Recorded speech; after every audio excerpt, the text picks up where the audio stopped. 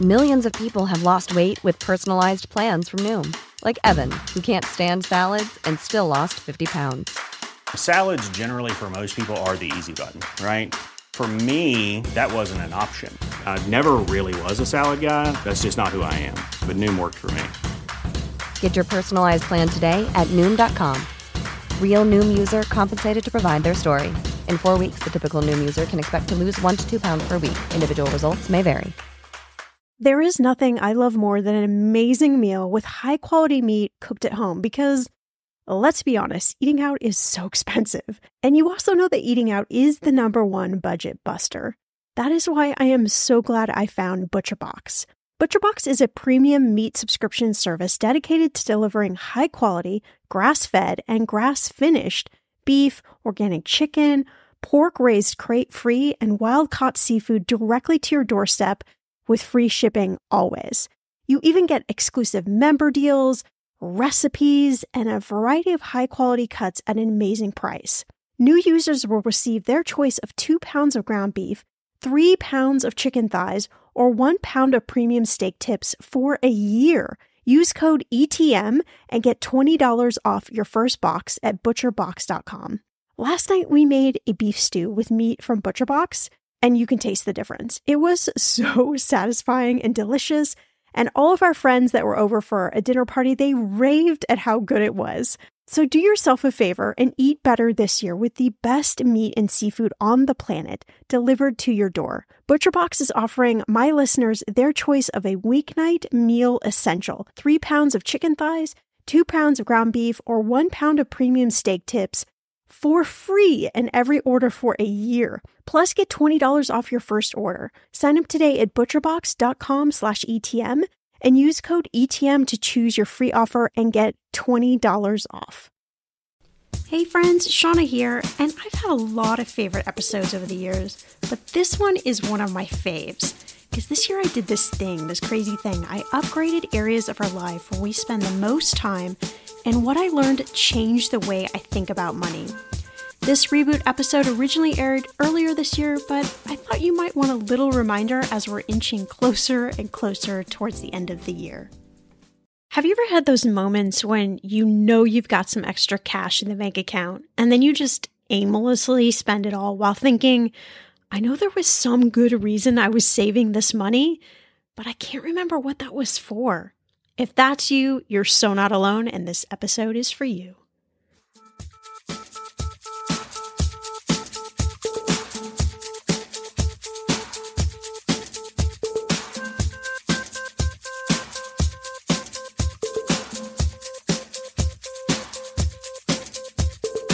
Millennial Money with Shauna Compton Game. It will expand your brain.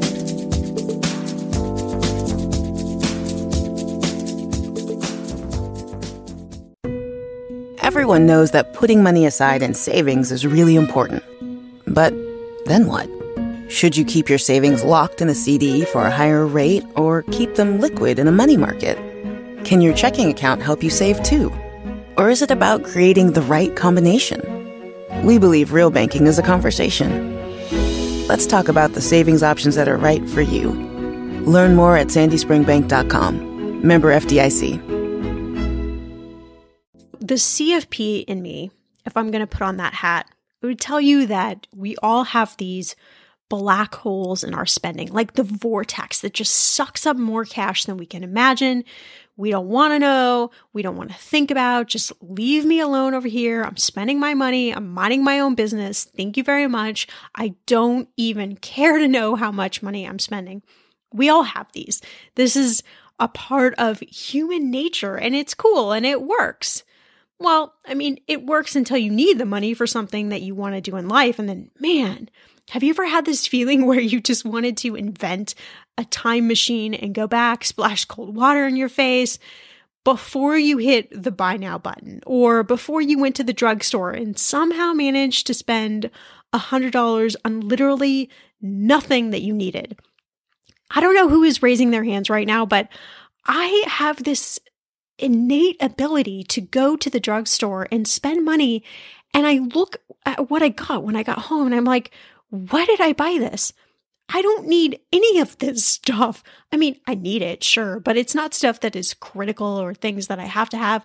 And I look at the receipt and it's that moment of just sheer dread where it's like, how could this possibly be $75 or $50 or $100, whatever it is? I think for some of us, it's that Target vortex. You know what I mean if you shop at Target. It is impossible to get out of Target for under $100. And a lot of people poo-poo that statement like, that is not a fact. I can go into Target and get what I need and get out of there for under $100. Well, if you can do that, you win a prize. Like, you're getting your name and your photo on the wall, because I don't know a single person who is able to do that. In fact, we even upped our Target budget by some obscene amount of money just so that I wouldn't get to the end of the month and be totally frustrated at how much money we actually spent on Target. But you don't have to admit it to me, because I know that it's already a fact of who we are. We all do this no matter what our income is. There's this area of our spending that we spend too much on. We may be somewhat consciously aware of it, but we don't spend time calculating it or thinking about it, or God forbid, putting any sort of boundary around it. We're just okay with doing it because we don't really have to answer to anybody, and we're comfy. Maybe, yeah, there's other things that we'd like to spend our money on, but who cares, right? I think that's the mentality that so many of us have. So I was reading this article a couple months ago that just kept popping into my head.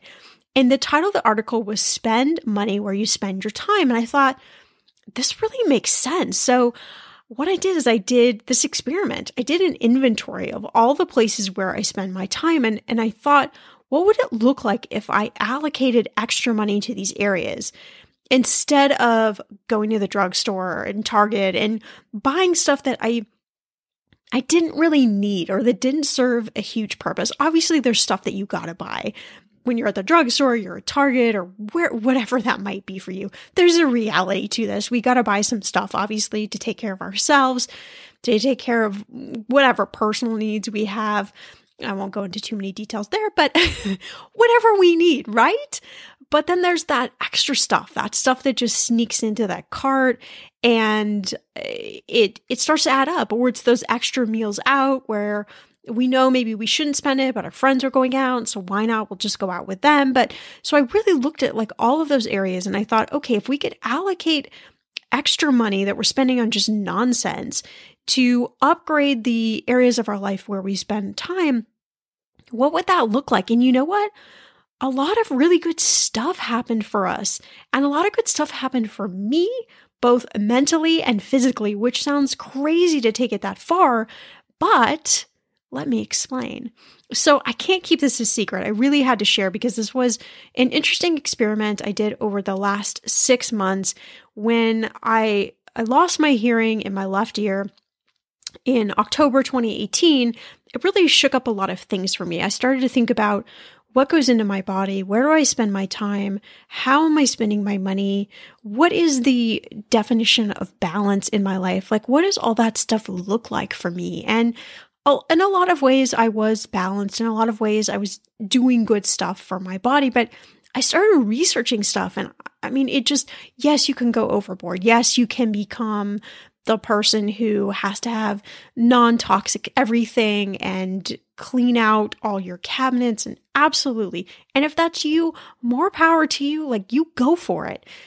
Then there's me, who's a little bit in the middle, still trying to figure this all out. Like, what things are good for me, what things are not good for me. I certainly noticed when I put different stuff in my body, eating wise, my body changed.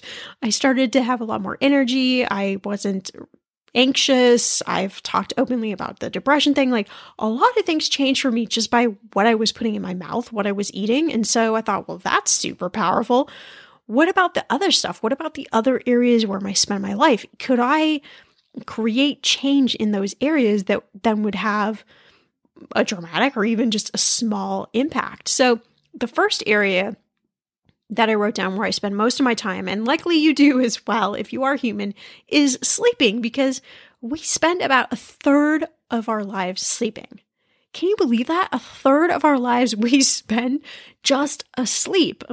Some of us more than that, of course, but an interesting statistic I found. It said, given that an average person sleeps for 8 hours in a day, that means that average person will sleep for 229,961 hours in their lifetime. So I'll just leave that there for you to ponder. Sleeping is a huge area where we spend most of our time in our life. So does it make sense to upgrade that? We'll get to that later. So the second area is eating. Yes, I do love to eat, although, like I said, I've gotten super serious in the last 6 months. I've cut out so many different things. Like gluten, I found out that I was sensitive to gluten, so I cut that out. Eggs, dairy, all sorts of things to try and help my ear, try to reduce inflammation, but also really honestly, just to help me feel better, to help me not feel anxious or to not feel edgy or to certainly not feel depressed. Like all of these things, these really, really simple things made such a big change in my life. I was really shocked, honestly. And a study done in the US said that an average American spends 67 minutes per day eating and drinking beverages. Okay, that's not totally shocking, but that's over an hour every day that I spend eating and drinking. So summed up together, the average person spends a staggering 32,098 hours eating and drinking beverages in their lifetime. So it's fair to say that there's a lot of time spent to eating. And so we could also then maybe make the correlation that what we put in our bodies does have some sort of impact over the quality of our lives. We could probably argue that one back and forth for many, many, many podcast hours. So number 3 area I looked at is working. And I try to have really one day a week where I do not do anything. Not social media. I'm not working on podcast episode. I'm not working on project. I'm not writing chapter from my book. I'm not doing anything. But that is, if I'm going to be honest with you, that is so freaking hard, because if you're an entrepreneur, even if you had a side hustle, you know what I mean? Like you are always working in this thing. And I feel like I'm always working or thinking about working or researching something. But I love to work. So it's kind of like this weird mixed area for me. But I equally love to relax and not think about work. Like if you gave me the option on most days of like, okay, you could work or you could go hang out on the beach and just be total zen balance veg person, I'd probably say like, okay, let me strike a little bit of balance between the two, but I'm probably going to lean towards the beach. And that's certainly way different than I was in my 20s. In my 20s, I was like, I am working, I am grinding, I am going to like be superwoman, I'm going to take on the world. And I still want to take on the world. Don't get me wrong. There's still that superwoman power inside of me. I just have a little bit different perspective on it now. And I think that balance is critical. Like, I think, what if I didn't find that balance? Like, what if I spent all my time just working my ass off and I didn't think deeper things about myself or really examine what things make me feel better? But anyway, that's me, and I digress. So area 4 is working out, oddly enough. And I was a semi-pro athlete when I was younger in 2 sports. So when I was little, I was actually being trained to go in the Olympics for swimming. I have these like crazy broad shoulders, and I am definitely more athletic build than I am the tall supermodel build. In fact, that's sort of been my whole life. I've been like, oh, what would it be like to just be super tall and skinny? That would be really awesome. Because I always felt like I had this super weird body. I have these really muscular arms, these really muscular legs, these small waist. It's a pain in the ass to fit in clothes. I mean, I'm not saying I can't find clothes. It's just that a lot of things have to be tailored, and you're not here to hear my endless debate on this, so I won't bore you with this. But I do have really good shoulders for swimming, and I also have really good shoulders for tennis. So I was really, really good tennis player, and I probably could have turned pro if I would have decided to do that, but it felt like a lot of pressure on me, and I don't feel like I was really capable to make that decision. Like, I didn't have the life skills in order to really think that one out. But yeah, it's still there's still a little fantasy inside of me of like, what would that have been like to be the Serena Williams or Venus Williams of tennis? But anyway, I'm older now, and so that's probably not going to happen. But I do love getting to go work out. And when I'm done, I always remind myself that I am an athlete, and I think I can't separate that from myself. And I felt really good, but sometimes just struggle to get motivated to go to work out. But there is a large portion of my time that is spent trying to work out, particularly in the last few years where I've been on this quest to just heal my body and heal my mind. So I started to think about, like, what would it look like to upgrade all those areas of my life? And I wondered if it would really make a difference. And the truth is, you don't need a lot of cash to do this. So you're probably listening thinking like, yeah, okay, great, Shauna, but I don't have cash to do this. But you don't need a lot of cash. But think about this, like, what if you got a tax refund or a bonus or a raise, etc.? Like some large, whatever that definition is for you, chunk of cash, it might be worth thinking about how this could work for you rather than another trip to the drugstore or Target to spend money on stuff that really won't have a real impact on your life. But I mean, okay, who are we kidding? I'm not going to stop going to Target. I just can't stop going to Target. Listen, if you've been using Mint to manage your money, I have got some news for you. First, the bad news. As you might know, Mint is shutting down for good. But the good news, well, there is a way better alternative that is a personal favorite of mine, Monarch Money. And I'm not the only lover of Monarch Money. Many Mint users are turning to Monarch Money and just raving about it. I used to manage my money with an Excel spreadsheet. I know, so archaic, and it was so time-consuming. I tried all of the apps, but I just didn't find one I liked until I found Monarch. And I've got to tell you a secret. Monarch is so easy to use with a very intuitive design. You can even collaborate with your partner, and you can customize Monarch for whatever your needs are. Monarch is the top-rated all-in-one personal finance app. It gives you a comprehensive view of all your accounts, investments, transactions, and more. Create custom budgets, set goals, and collaborate with your partner. And now get an extended 30-day free trial when you go to monarchmoney.com/ETM. Let's go back to the collaboration bit. Because we know money is a leading cause of divorce and breakups, Monarch has built-in collaboration features so you can invite your partner at no extra cost. You can see all your finances, make a budget together, get insights on your cash.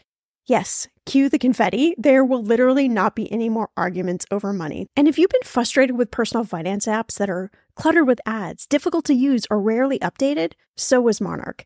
They built a new kind of personal finance app that's intuitive and powerful, ad-free, and constantly improving based on customer feedback. Monarch has a tool that allows you as well to easily import your data from Mint. You can keep all of your tags and all of your categories. After trying Monarch for myself, I understand why it's the top-rated personal finance app. And right now, get an extended 30-day free trial when you go to monarchmoney.com/ETM. That's monarchmoney.com/ETM for your extended 30-day free trial. When it comes to financial advice, you got to trust the source. It's why you listen to this podcast. When I'm looking to upgrade my wallet, I turn to NerdWallet. Their expert team of nerds dives into the details to help you find smarter financial products. Before NerdWallet, I was paying for vacations all wrong. I was missing out on miles I didn't even know I was leaving on the table. Now I've got a new card with more miles and more upgrades. What could future you do with more travel rewards? I don't know, maybe that fancy hotel upgrade that you have always been dreaming about. Wherever you go next, make it happen with a smarter travel credit card. Don't wait to make smart financial decisions. Compare and find smarter credit cards, savings accounts, and more today at nerdwallet.com. NerdWallet. Finance smarter. As with all cards, credit is subject to lender approval and terms apply. Hello, Saver. Whether you're saving for that trip to the tropics or saving for an emergency, now is the time to take advantage of Wells Fargo's savings options. Wells Fargo offers savings accounts that can help you save towards your goals.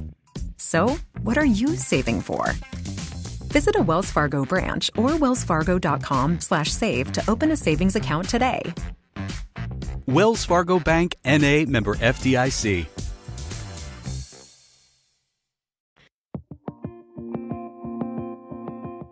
Hey, we've got an Ask Shauna from Tabitha, which is actually a success story. Tabitha says, Thanks, Shauna, for the variety of episodes.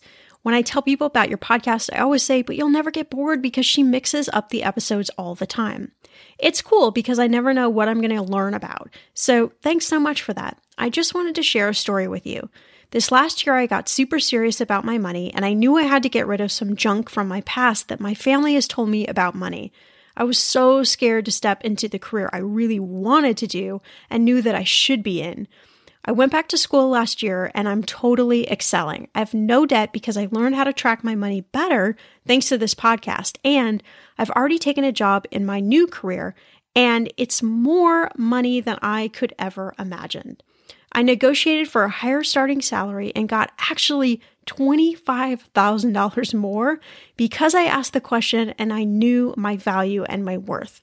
Honestly, I feel like I can breathe for the first time, and I know you didn't do this directly for me, but you gave me the confidence to do so. I never thought a podcast could change my life the way this has, and to everyone else listening, you can change things. You just have to believe and take some action.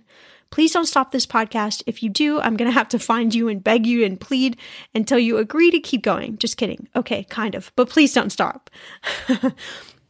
I love this, Tabitha. Thank you so much for sharing this. It sounds like you've had an amazing year. My God. And you're right. I didn't do any of this, but you took the action. You took the initiative. And I think it's great to share stories like this because so often we're just talking about money questions that people have, or we're talking about money stresses. But I think we also need to highlight those things that have really gone right for people where they have stepped out and said, this might be scary, but I'm going to try this and I'm going to see what happens. And my God, you negotiated $25,000 more for your job. That is just incredible. In fact, you have to write back and you have to tell us what you said and how you did this. But again, thank you so much. I mean, that's what I love about this podcast and doing this podcast. And I hope that's what you like about it as well, is I'm really trying to bring you so many different topics and conversations and stories about money so that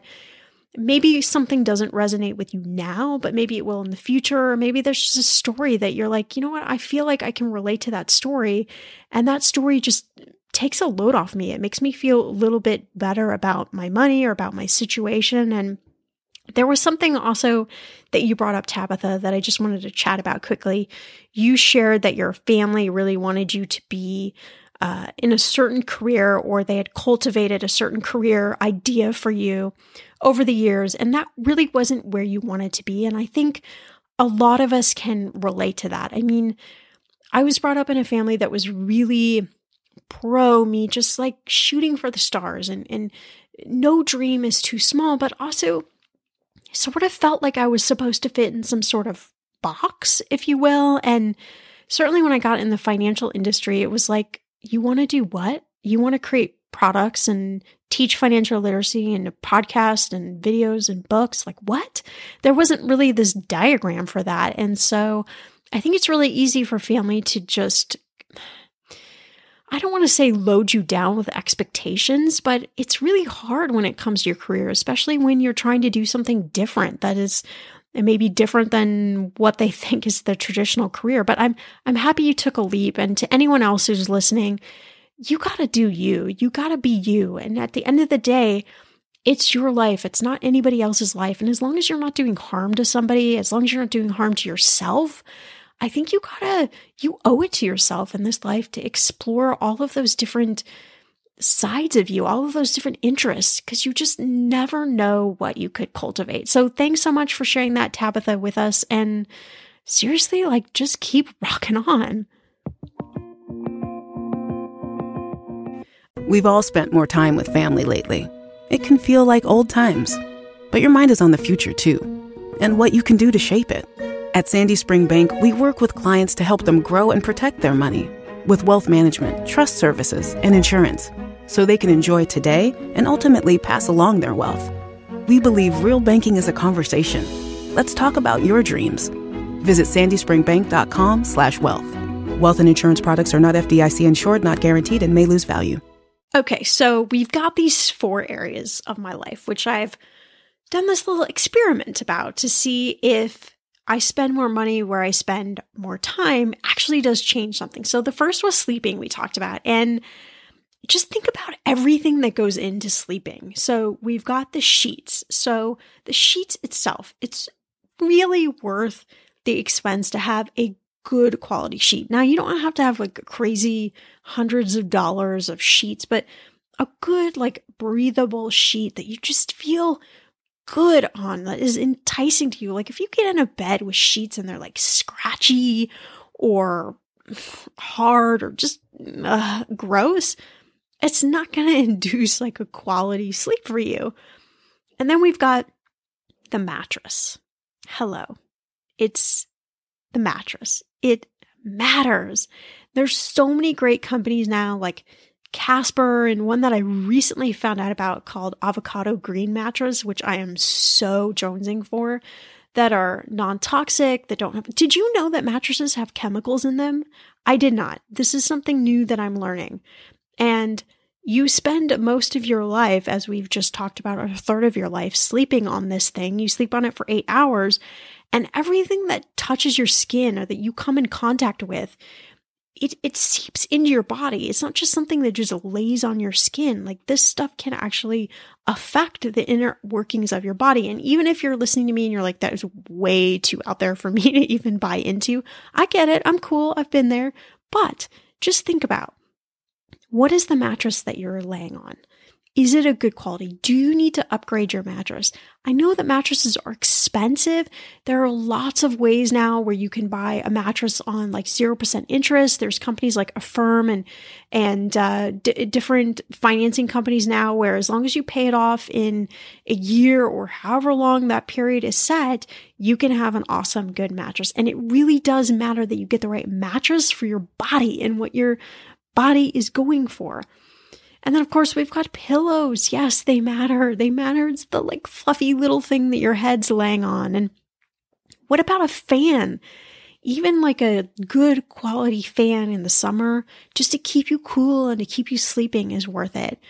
We've got air filters. My gosh, I have allergies out here in Los Angeles. They just came out with a new study that all of Southern California has the worst air quality of anywhere in the US. Thank you very much. No matter why, that's probably why I can't breathe the most of the time. So we've got to have things like air filters and blackout curtains so you can sleep.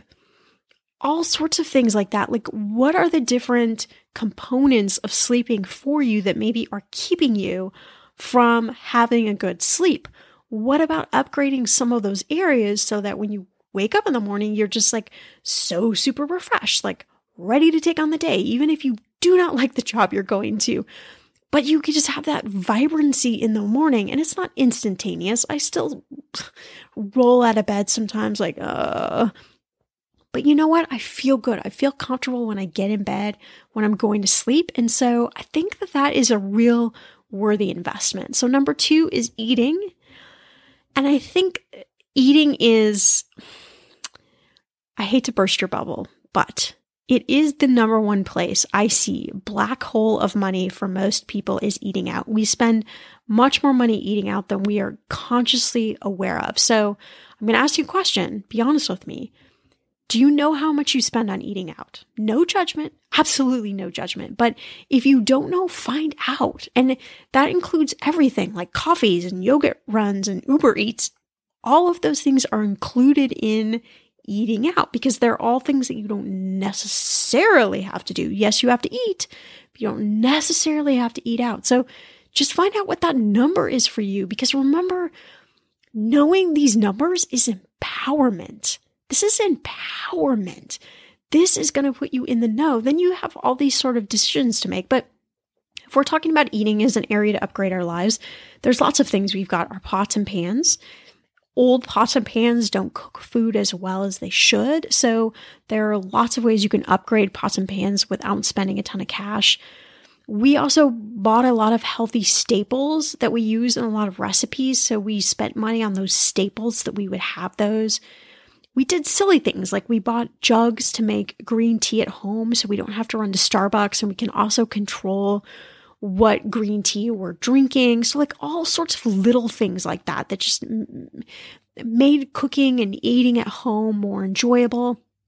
So I think anything that's going to, again, make cooking for you something that you're motivated to do at home, those are worthy expenses, because I kind of gather that you spend equally as much time eating and sleeping as I do. That's just a crazy hunch, but I'm just going to throw it out there. So number 3, work.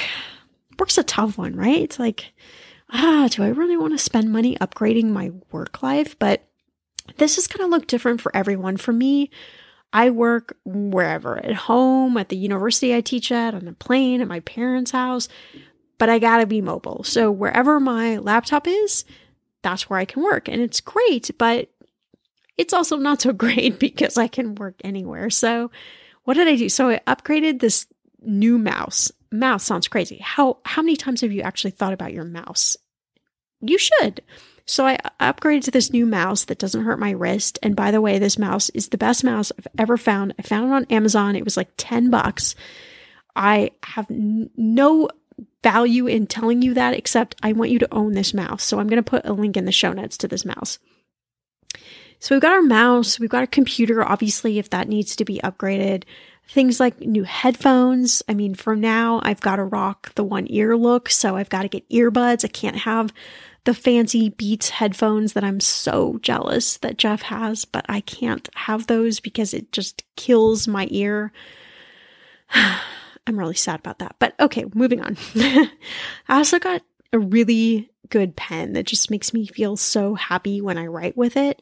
And a chair. Think about the chair. The chair is the thing that keeps your booty happy. So it's worth upgrading some of these things just to have a more productive work experience.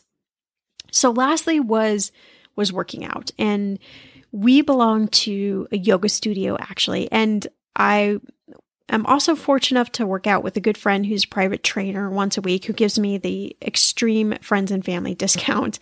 And then we walk, we do online videos, we do things like that. So we try to work out, like, I would say 4 to 5 days a week on average, if we can. Some weeks are a little tougher than others, but that's the plan. That's the goal. So that starts with good workout clothes, because they do matter. And I used to buy all this cheap stuff, but then it would fall apart and I wouldn't feel good about wearing it. So I think investing in some good basics and then build out from there is a great investment. Shoes that really fit your feet, not like the shoes that you think look super cool necessarily, but the shoes that actually fit your feet, like that's a really good investment. And then there's all sorts of creative ways you could do this. Like for the yoga, we found this deal on Groupon. And so we signed up and it was, I think it was like $50 for both of us for 2 months of unlimited yoga. It was something like that. It was a really good deal. And we went a lot of times, so we wouldn't feel bad about the unlimited thing. And then when they asked us to join after the Groupon was up, I negotiated with them and scored a monthly unlimited deal. So it never hurts to ask. And you just never know. I mean, a lot of these studios they really want people. And so sometimes they're willing to cut deals here and there. So those were the 4 areas. And those were the areas that I really thought were super impactful for us. Again, you could have different areas, but there really is some argument in spending money where you spend your time. So I thought about, okay, how do you know how much to allocate to upgrade your life? Because I pretty much figure you might have that question. And it's always like the $1 million question, because there's really no right answer. I know, I'm sure you're probably tired of hearing that from me, but there is really no right answer. So what I did is I started with a list of items in each of these different categories and how much each of those items would be approximately. And then I put them in order. I ranked them, like, what is the number one upgrade that I could do right now that's going to have the biggest impact on my life? And so we started from there and then just kind of like worked our way down. Then the months where I knew I was going to have more cash, I would allocate somewhere between like 25%, 50% of the extra cash to upgrade. And then the rest would go to savings or other goals. I never wanted to put all of the extra money on the upgrade, because I'm a big fan of kind of playing both sides and making sure that some of the money is going into savings or paying off debt, and then some of the money you're using to buy something or upgrade something, whatever it might be, right? That's just my strategy. You can totally do whatever works for you. And then I think most important is to always have an action plan for the extra cash so that it really goes to work for you rather than just that evaporation syndrome that we talked about in the beginning of this episode. And there are lots of other areas you can upgrade, right? Car, although yes, it depreciates, but still you gotta have a car that works and runs. Certainly clothing items that you wear all the time, like say you're a nurse or you're on your feet all day, or even things like air conditioning that help you sleep better and have better motivation to work out and to eat in and all of those sorts of things. Like all of those things really do matter. So after my experiment, I can tell you that I noticed a difference in our quality of life. And this isn't just BS. I'm not making this up. It really did happen. And our bank account, when we started to upgrade these areas where we spent most of our time, it's weird. It's like we actually found more money to do this stuff. We were more proactive in how we were spending our money. And it wasn't that we were necessarily bringing in a lot more money. It was just, I think, the conscious awareness of what we were trying to do. But it's ongoing and something that we didn't do over just 1 month. It happened over a course of many, many months. So lastly, I just want to say, this is all about balance. And if you keep that front of mind in terms of your money, you're going to save yourself a lot of stress and hopefully really reduce the pressure to be perfect. Because the pressure to be perfect, my friend, is so sorely overrated. I don't even want you to buy into it. I just want you to think about balance. Hey, thank you so much for listening to today's episode.